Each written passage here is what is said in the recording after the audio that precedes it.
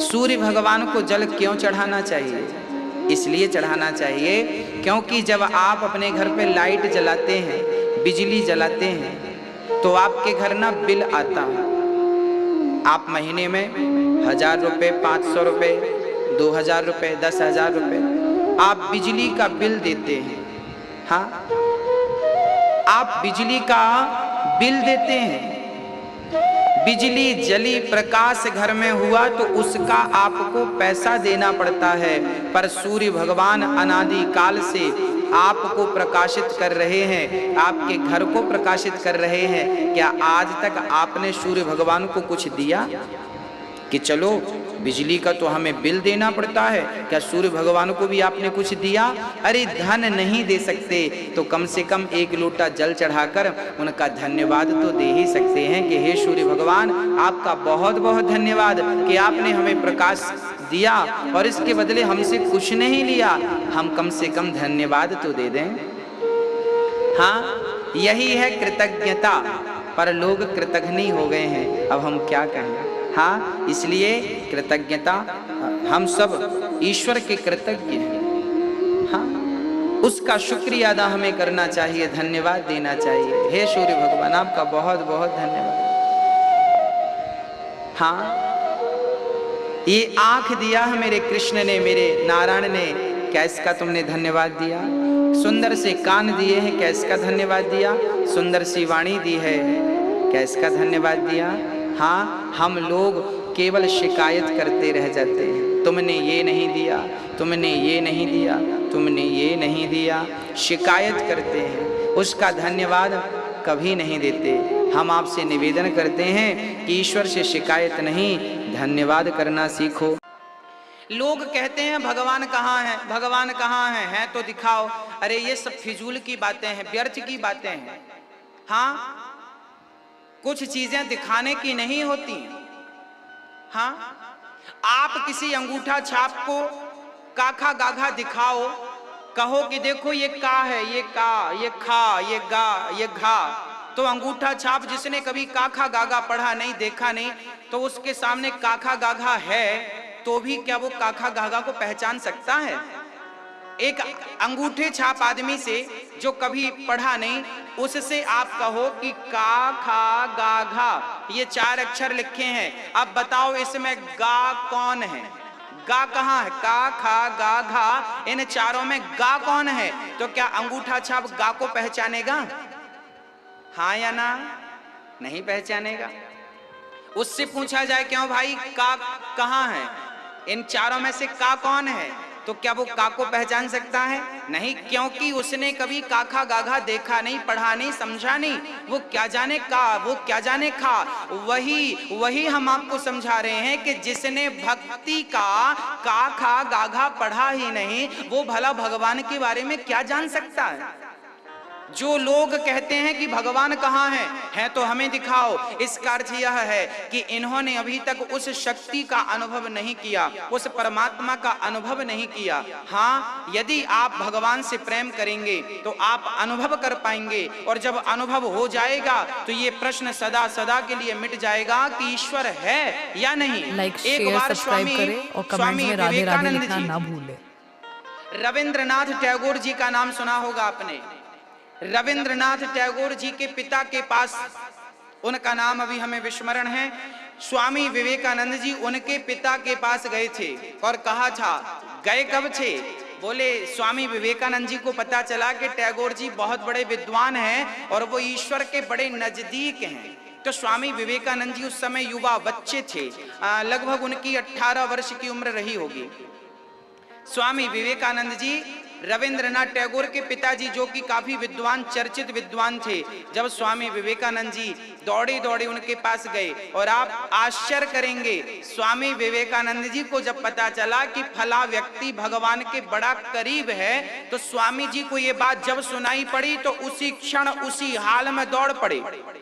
बारिश का मौसम था, नदियों में बाढ़ थी, पर रात्रि हो रही थी, पर वो रात को नदी पार कर गए और रात्रि को लगभग 2 बजे वो कुटिया पर पहुंचे। टैगोर जी एक घास की कुटिया पर ही रहा करते थे, बड़े वैरागी थे और वो वहां रहा करते थे। रात्रि के 2 बजे भीगे हुए विवेकानंद और टैगोर के पास, जब टैगोर जी के पास पहुंचे और दरवाजा के पास पहुंचकर खटखटाया नहीं, सीधा धक्का मारा और दरवाजा खुला, अंदर चले गए। डर गए टैगोर जी के, भाई ये कौन है? तब उन्होंने, स्वामी विवेकानंद जी ने सीधा प्रश्न किया टैगोर जी से, क्या आपने भगवान को, क्या ईश्वर है? स्वामी विवेकानंद जी ने प्रश्न किया, क्या ईश्वर है? क्या ईश्वर है? ये प्रश्न स्वामी विवेकानंद जी का जब सुना टैगोर जी ने, शक पका गए वो। अर्थात वो इतनी रात्रि को अचानक कोई ऐसा प्रश्न करे कि ईश्वर है, तो वो घबरा गए। अर्थात वो समझ नहीं पाए, और प्रश्न तो समझ गए पर वो उत्तर जब तक देते वो डर गए। स्वामी विवेकानंद जी बोले, मुझे उत्तर मिल गया। स्वामी जी विवेकानंद जी बाहर जाने लगे। टैगोर जी ने रोका, भाई रुक जाओ, प्रश्न का उत्तर तो ले लो। हाँ, तब स्वामी विवेकानंद जी ने जाते जाते टैगोर जी से कहा कि ईश्वर है, पहले ये आप ही कंफर्म कर लो। जब आप कंफर्म कर लेंगे तो आप हमें बता सकेंगे। स्वामी विवेकानंद जी वहां से उल्टे पांव बाहर आए, और बहुत दिनों के बाद जब उन्हें खबर लगी कि कोई रामकृष्ण परमहंस नाम के कोई विद्वान हैं, तब स्वामी विवेकानंद जी रामकृष्ण परमहंस के पास गए और रामकृष्ण परमहंस से यही प्रश्न किया, क्या ईश्वर है? और जब ईश्वर है प्रश्न किया तो रामकृष्ण परमहंस ने स्वामी जी का गला पकड़ लिया और कहा कि मैं तुझे दिखाऊं ईश्वर, अभी देखेगा या कुछ देर बाद देखेगा? स्वामी जी घबरा गए। हाँ, स्वामी जी ने जब रामकृष्ण परमहंस का स्वरूप देखा, और जब उन्होंने कहा, रामकृष्ण जी ने कहा कि तू अभी देखेगा या थोड़ी देर बाद देखेगा, तू अभी तैयार है या तैयार होगा? मैं तो दिखा सकता हूं तुझे ईश्वर है।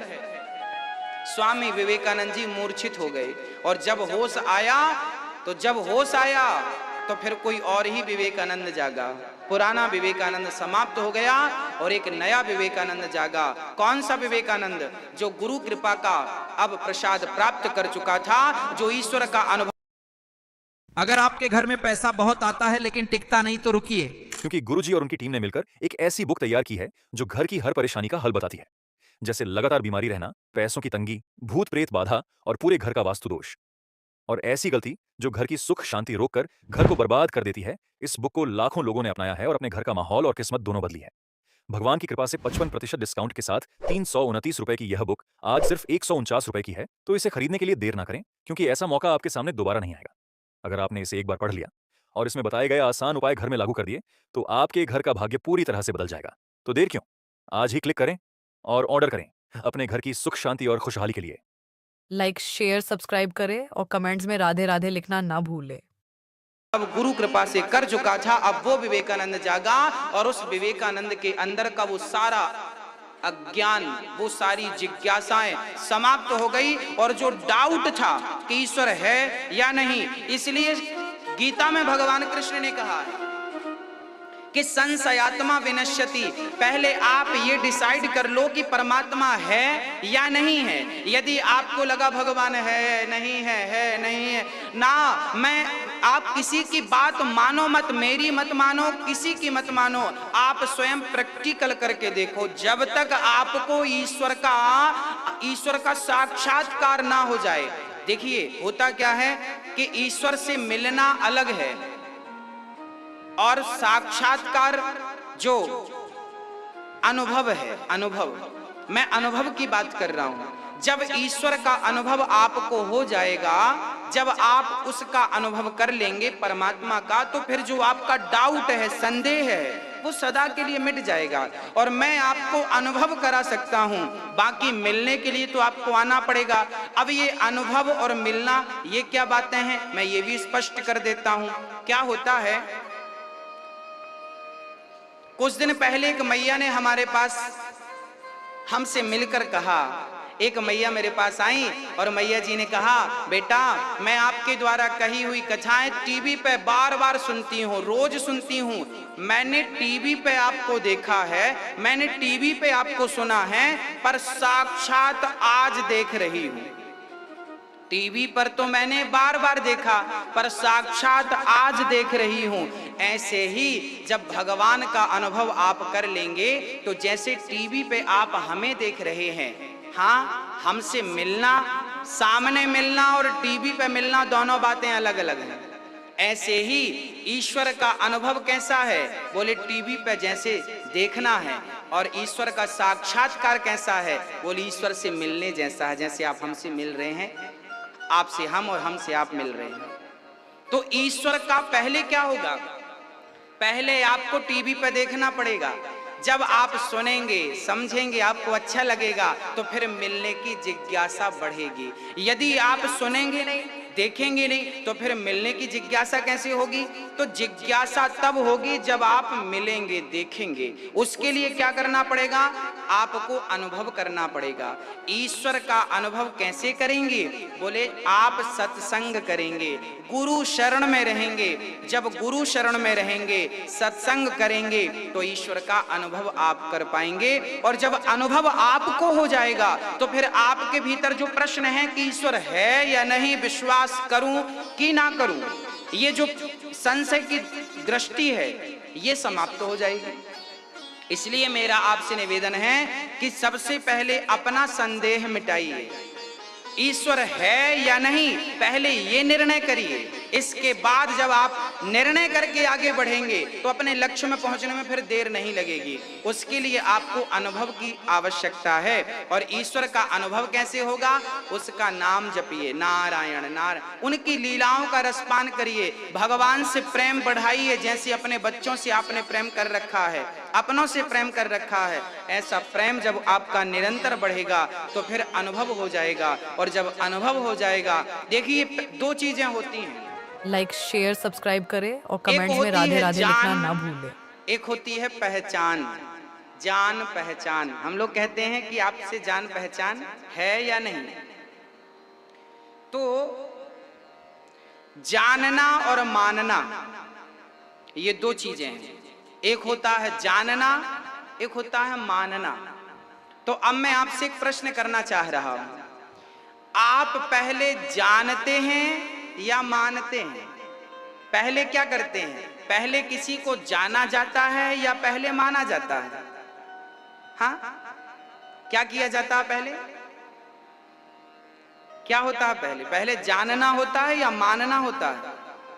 हाँ, अब आप कहेंगे पहले जानना होता है फिर मानना होता है। नहीं, ये उत्तर सही नहीं है। सही उत्तर ये है कि पहले मानो, फिर आप अपने आप जान जाएंगे। कैसे समझते हैं?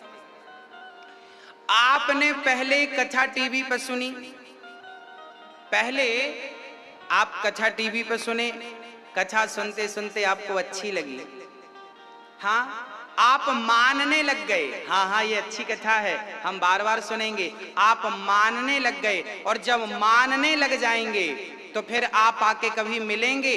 जब मानना अधिक हो जाएगा तो फिर जानना भी हो जाएगा। फिर क्या होगा? फिर आप अंदर की बातें भी जान लेंगे। किसी के बारे में ऊपर की बातें सुन लेना अलग है, और उस व्यक्ति को अंदर से जान लेना, अंदर से समझ लेना, ये अलग है। तो पहले हमें क्या करना होता है? मानना। ईश्वर को पहले मानिए। देखिए हमारे घर पे लड्डू गोपाल जी हैं, हम नहीं जानते कि ये भगवान रहते कहाँ हैं, इनका रूप क्या है, इनका रंग क्या है, इनका घर कहाँ है, कैसे हैं। हम तो लड्डू गोपाल जी खरीद के ले आए, अपने घर पे रख लिया। अब रख तो लिया, अब क्या करिए? अब उन्हें मानिए। मानिए मतलब उनकी सेवा करिए, उनकी भक्ति करिए, पूजा करिए। जब आप उन्हें मानने लग जाएंगे, रोज रोज उनका नाम, उनका चिंतन, उनका ध्यान करने लग जाएंगे, फिर क्या होगा? जब मानने लग जाएंगे तो धीरे से भगवान अपने आप को जना देंगे। कहते हैं भगवान को वही जान सकता है जिन्हें वो जनाना चाहे, नहीं जनाना चाहे तो कोई नहीं जान सकता। आप लाख उपाय कर लीजिए, यदि वो आपको जनाना नहीं चाहेंगे तो आप कभी नहीं जान सकते। इसलिए आपका काम है मानना। आप तो मानते रहिए राम को। मैं ये बात केवल ईश्वर के संदर्भ में कह रहा हूं, किसी व्यक्ति विशेष के संदर्भ में नहीं कह रहा हूं। व्यक्ति विशेष को तो पहले आपको जानना पड़ेगा, फिर आपको मानना पड़ेगा। परंतु भगवान के संदर्भ में ये बात उल्टी हो जाएगी कि पहले मानिए, फिर वो हमें योग्य समझेंगे तो जनाना चाहेंगे तो जनाएंगे, और जनाना नहीं चाहेंगे तो नहीं जनाएंगे। तो भगवान को हमें पहले मानना है, उसके बाद वो कृपा करेंगे तो जना सकते हैं।